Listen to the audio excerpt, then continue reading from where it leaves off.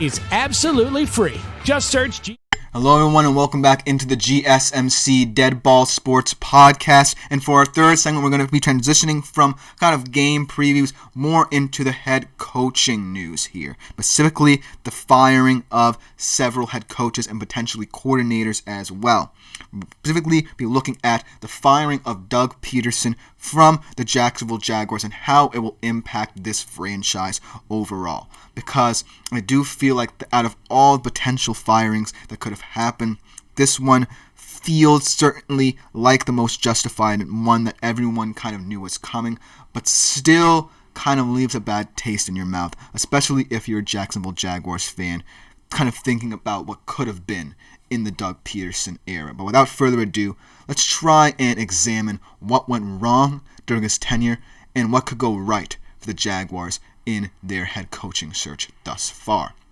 Now, before we begin with any of that, let us dig deeper into Doug Pederson's tenure with the Jacksonville Jaguars. 3 seasons there. This season perhaps his worst 4-13 record, and as of the last game of this regular season, he had lost 18 of the past 23 regular season games for Jacksonville. They did make the playoffs one season, but we remember that historic comeback against Los Angeles, but it's the only high point we can pinpoint in Doug Pederson's tenure, because even last season, when it seemingly looked like they were going to win the AFC South kind of in a landslide, the Crater believed they went 4-8 down the stretch and ultimately missed out on the playoffs by a couple of games to Houston.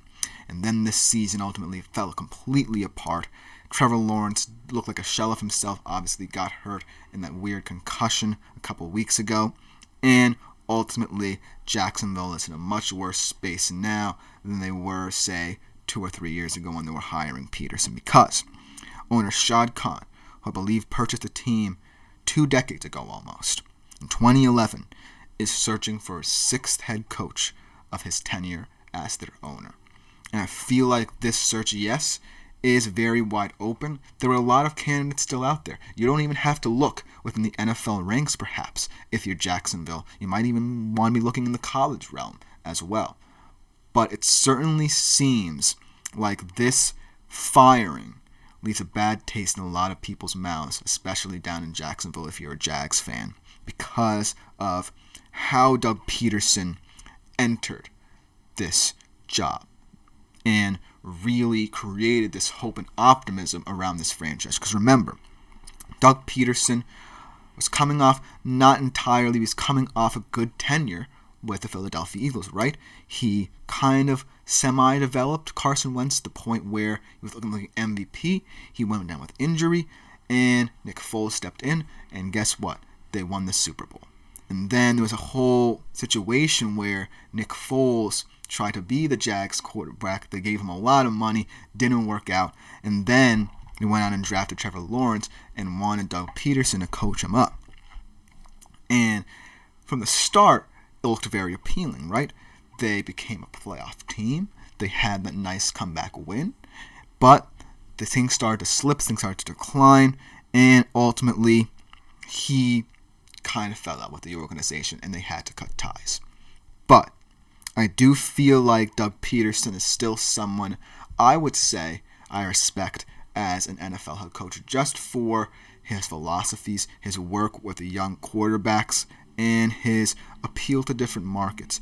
He may not be everyone's cup of tea, but I do feel like at the end of the day, you have to look at the broader scope of the NFL. He gave the Eagles a first Super Bowl in several years, and he really did, at first glance, seem to connect with Trevor Lawrence to the point where they won a playoff game together. But I feel like his ultimate failing was not looking at the whole picture, because this is a team organization. This is a team sport. And I feel like that connection between Doug Pederson and Trevor Lawrence hit a rift, and it rippled throughout the entire team. Because here's an important stat to know.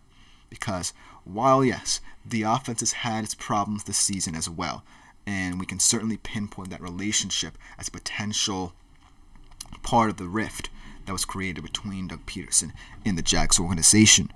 But let's talk about the defense. It was the worst defense in yards allowed per game. And you have some talent there.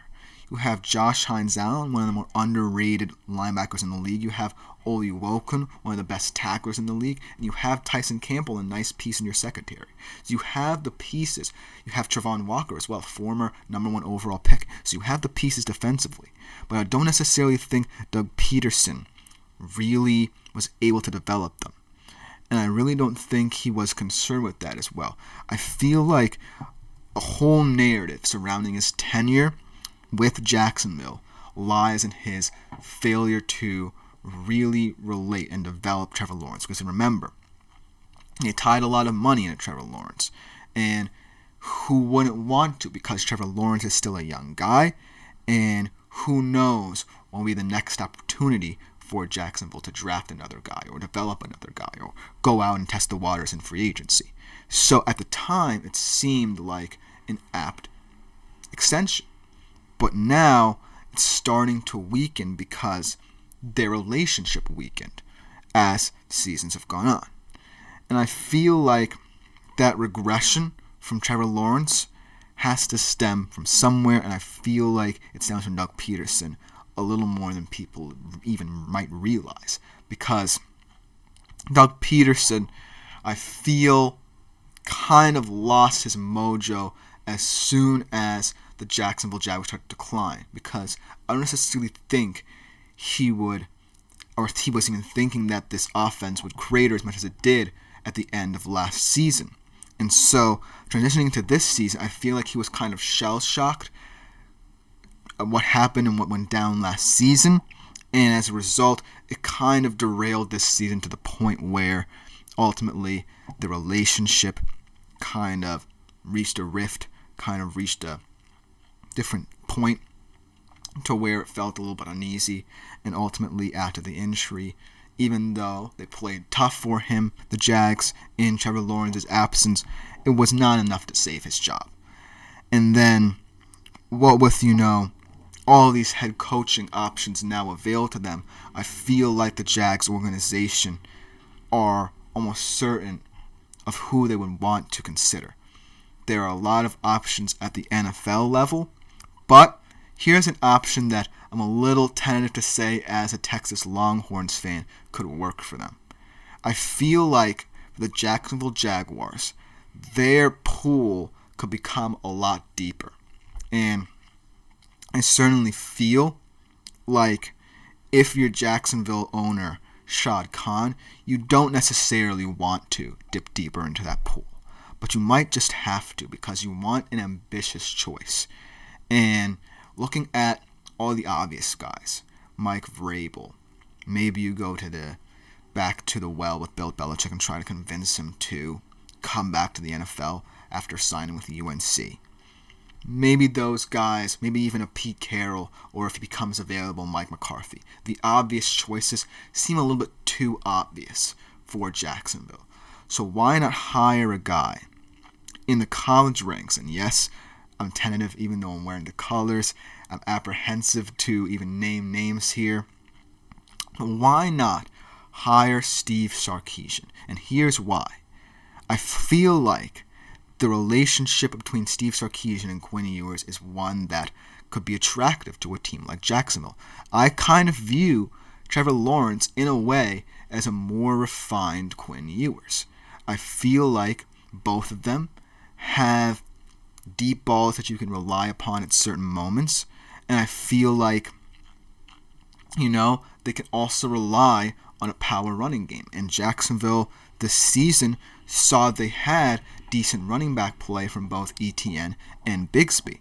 So, if Sark truly is someone you want to look out for, then I think it will be an apt decision for Jacksonville. I'm just thinking about the future here because I feel like Jacksonville are centered on trying to develop the most out of Trevor Lawrence, trying to make him their franchise QB. If you're really serious about that, Steve Sarkisian might just be your guy because he's really helped Quinn Ewers develop as a college athlete and as potentially an NFL prospect. So comparing those two in Lawrence and Ewers, I can see parallels that might excite this Jacksonville Jaguars organization. And then defensively, yes, Sark is not necessarily the biggest defensive mind, but he's worked with a lot of different coordinators, people Kwiatkowski notwithstanding, who I feel like really can elevate this young Jacksonville defense that's really shown a lot of promise, in my opinion, this season. They've kept a lot of games close against elite competition. They held the Minnesota Vikings to 12 points this season. Let's not forget, they've kept games closer than people would have thought from Jacksonville this season. And so, if Steve Sarkisian gets his staff right, should he be the hire, I'm really intrigued to see how this defense improves. Because, like I said, they have the pieces, and they have a decent enough draft pick to invest in someone, say, like a Will Johnson in the secondary for their rebuild here. And he would complement Tyson Campbell perfectly.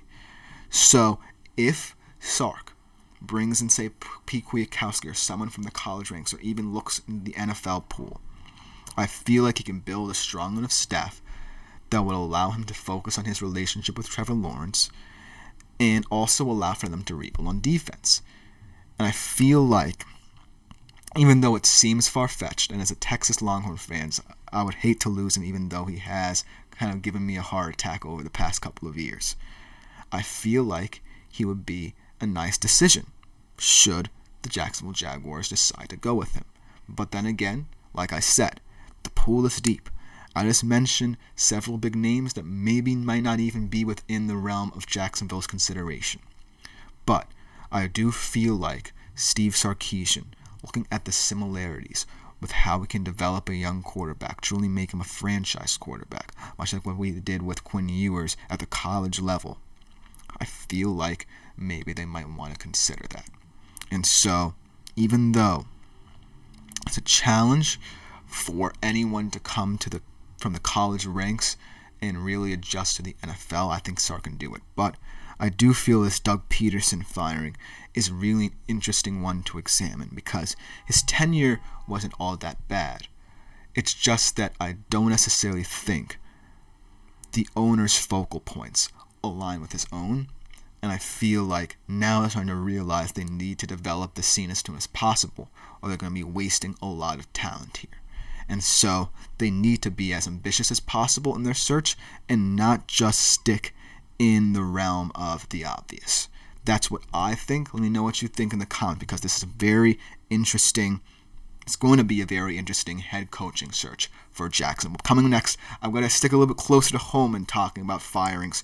I'm going to talk about the firing of offensive coordinator Ryan Grubb from the Seattle Seahawks after one very weird season as their offensive coordinator, and where he could go and who the Seattle Seahawks will be searching for as they look for their new OC, coming up after this short break.